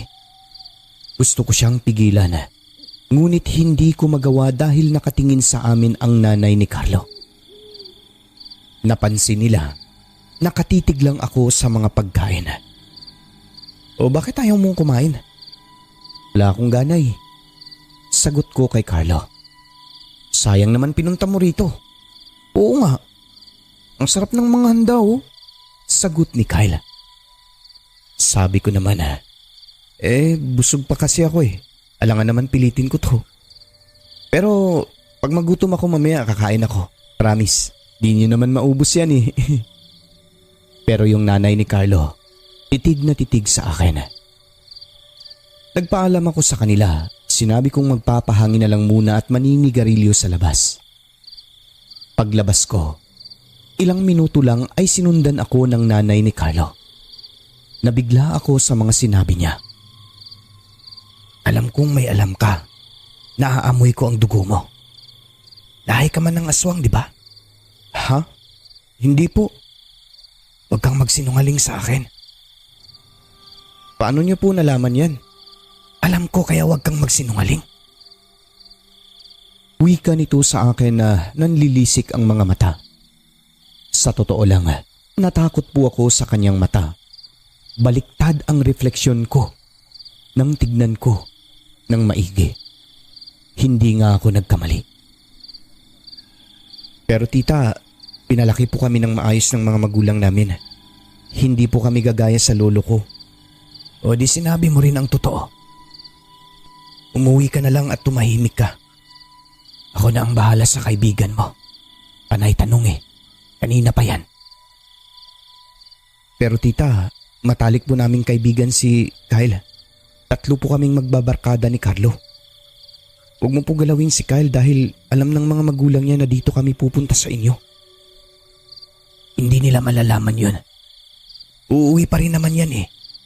Ano palang balak niyong gawin? Basta. Huwag ka nang makialam. Pero tita, ngunit naputo lang aming pag-uusap dahil narinig na lang namin si Kyle na tumatakbo papunta sa palikuran at doon ay nagsusuka. Agad ko naman itong sinundan at tinanong. Matapos niyang isinuka ang mga dinuguan, napatitig siya sa akin. Ang sabi niya, may nakain daw po siyang daliri ng tao. Maliit na daliri na parang sa bata. Nang dahil dun ay nag-aya na kagad si Kyle na umalis. Lumapit naman si Carlo at nagtanong sa kanya kung ano ang nangyayari. Nagkunwari si Kyle, sabi niya, biglang sumama ang kanyang tiyan. Ganun daw talaga siya. Subalit nakita namin ni Kyle. Tinitigan niya ang kanyang nanay. Yung titig na parang may ibig sabihin. Lumapit naman ang kanyang nanay at nagtanong na rin. Okay ka lang ba, iho? Anong nangyari sa'yo? Wala po tita. Sumama lang ang tiyan ko. Pero ganito po kasi talaga ako nung maliit pa ako eh. Hanggang ngayon daladala ko pa rin. Sige, wala yan. Dito na kayo magpalipas ng gabi. Alok ng nanay niya. Pero hindi ako pumayag at hindi rin si Kyle. Umalis talaga kami. Hindi na rin kami pinigilan ni Carlo. Tama ang hinala ko. Aswang ang nanay ng kaibigan namin. Pagkaalis namin ay pinaharurot na ni Kyle ang kanyang sasakyan. Pero nang nasa kalagitnaan na hindi na siya nakatiis. Masakit talaga ang tiyan niya kaya ako na ang nagmaneho. Kinakabahan siya, pinagpawisan ng todo habang tinatanong kung bakit may nakain siyang daliri ng tao.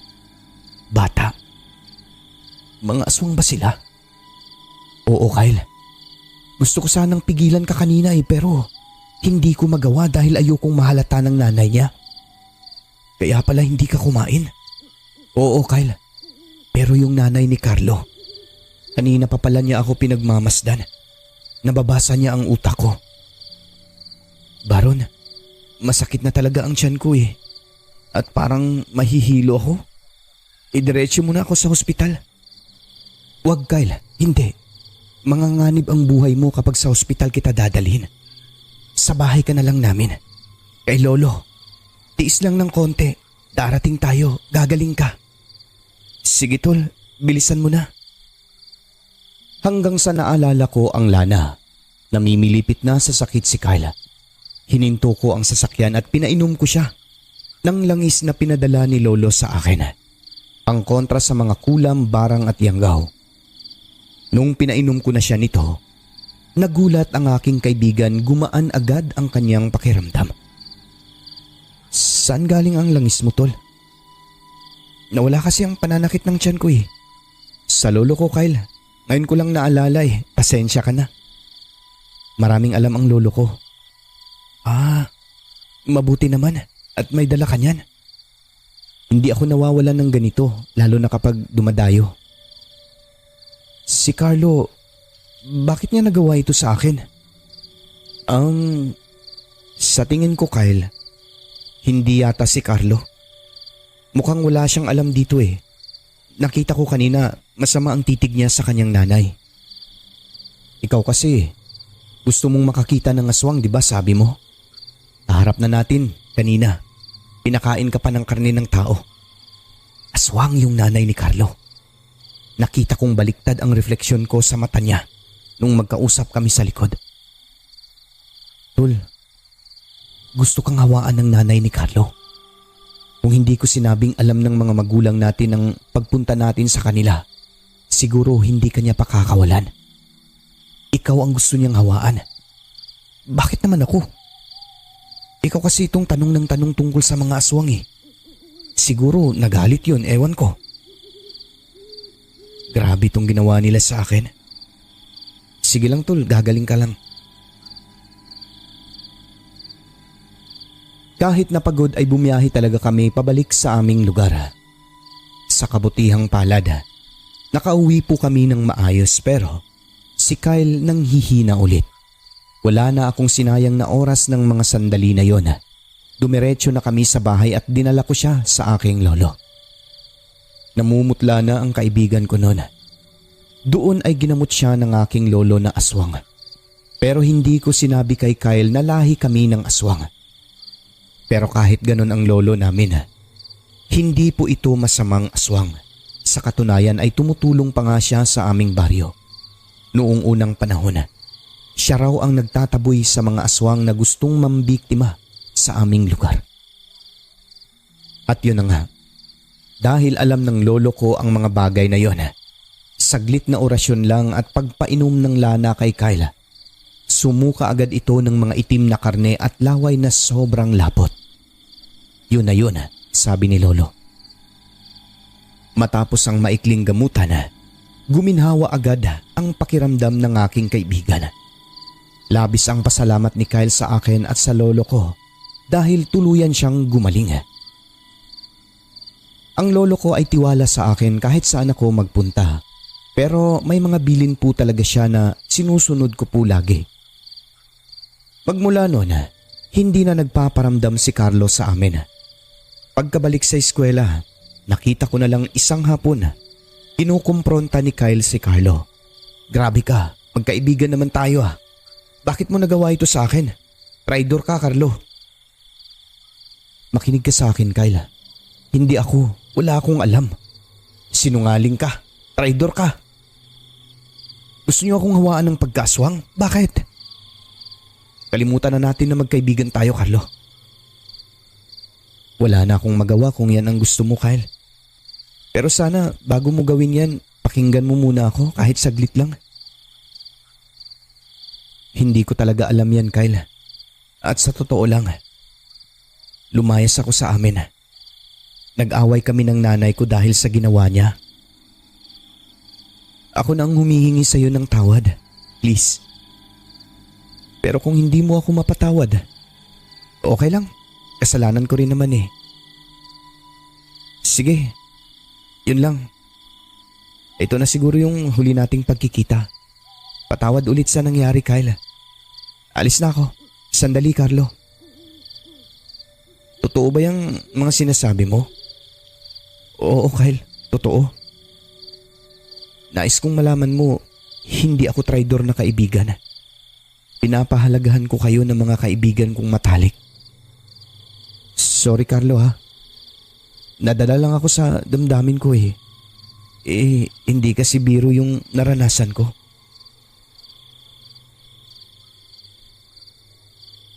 Nagkapatawaran kaming magkakaibigan, Sir Alex. Naawa naman kami kay Carlo dahil hindi na siya umuwi sa kanila sa Dueñas. Pero nandyan kami para sa kanya at tinutulungan namin siya sa mga pangangailangan. Bagaman naiilang na siya sa amin lalo na kay Kyle. Dahil na rin sa nangyari, ngunit puno naman po ito ng pagsisisi. Umamin siya at sinabi niya ang totoo. Ang sabi niya, inaalagaan niya ang aming pagkakaibigan. Di niya naman sukat akalain na ganun ang gagawin ng kanyang nanay. Pero kinalimutan na namin ang pangyayari na yon. Si Kyle medyo lumalaylo ng konti kay Carlo pero puno pa rin naman ng respeto. Hanggang sa nagkaroon ng matalik na kaibigang babae si Carlo. Di naglaon, naging magkasintahan sila. Mahal siya ng babae na si Cara. Nandyan ito palagi para sa kanya. Pero habang tumatagal, may pangyayaring karumal-dumal. May nakakitang isang residente at sinabi nitong may kausap si Carlo na isang babaeng nakaitim sa madilim na bahagi malapit sa kanyang tinitirahan. Nagsasagutan umano sila at narinig nilang pinapauwi si Carlo sa kanila. Nakakatakot daw ang boses ng babaeng kausap niya na ayon sa nakakita, parang halimaw ang boses na humihingal. Kung hindi uuwi ay may mangyayari umanong hindi maganda sa lugar na yon. Ayon sa babae na pakiwari namin ay ang nanay yun ni Carlo. Makalipas lang ang ilang linggo, dito na nagsimula. Nagulantang na lamang ang mga tao, Sir Alex, dahil may natagpo ang patay na katawan ng tao na wakwak ang tiyan at nawawala ang lamang loob. Hanggang sa nagsunod-sunod na po iyon. Naalarma na ang mga tao pero wala silang matumbok kung sino ang gumawa. May buntis na biktima at meron ding batang kakasilang pa lang. Bigla na lang naglaho sa duyan. Halos mabaliw ang nanay, hindi natagpuan ang kanyang anak. Hinala ng karamihan. Aswang ang nananalasa sa lugar. Si Carlo ay tahimik lang pero mababanaad sa kanyang mga mata na meron siyang nalalaman. Hanggang sa isang gabi, pati siya ay halos mawalan ng pag-asa. Paano ba naman? Natagpuan ang katawan ng kanyang kasintahan na wakwak din ang tiyan. Napag-alamang buntis pala ito kay Carlo. 3 buwan na ang tiyan. Halos mabaliw ang kaibigan namin nun. Pero nandyan kami ni Kyle sa tabi niya, pinapadama ang aming presensya at pagkakaibigan. Hanggang sa bigla na lang naglaho si Carlo. Ang sabi sa akin ng aking lolo, malamang nanay ni Carlo mismo ang pumapatay dahil sa may isang nakakita na kausap niya ito. Isang babaeng bigla na lang naglaho sa dilim. Isang aswang, sa madaling sabi.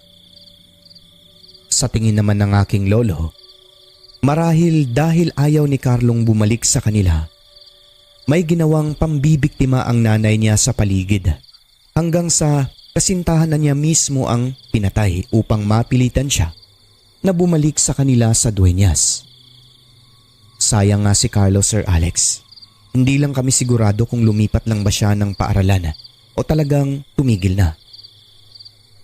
Pero nung mga panahong maraming nabiktima ng mga aswang, nalaman na lang namin isang araw umalis na si Carlo sa kanyang tinutuluyang bahay at tumigil na rin ito sa pag-aaral. Simula nung umalis siya sa lugar, natigil din po yung mga may nabibiktima ng aswang doon. Kaya pinaghihinalaan din siya ng mga tao na may kinalaman sa mga nangyayari. Kakaiba raw kasi ang kilos niya ng mga panahon na yan.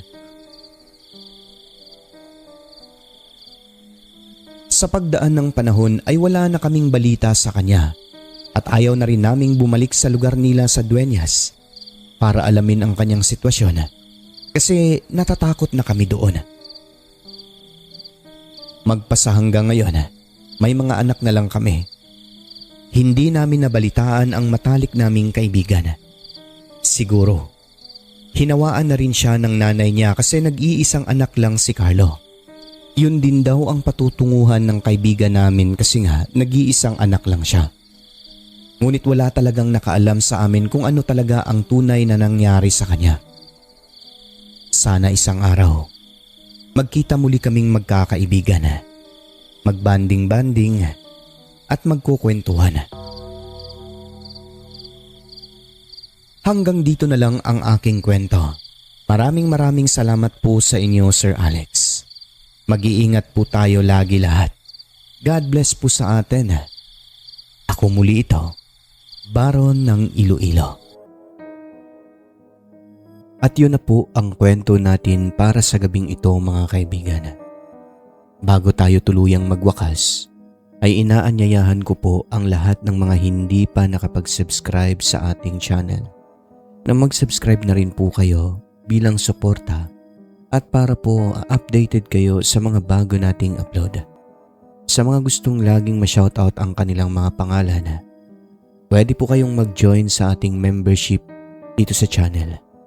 Muli, taos-puso po akong nagpapasalamat sa inyong lahat. Magandang gabi. Huwag kalimutang tumawag sa taas. I love you all.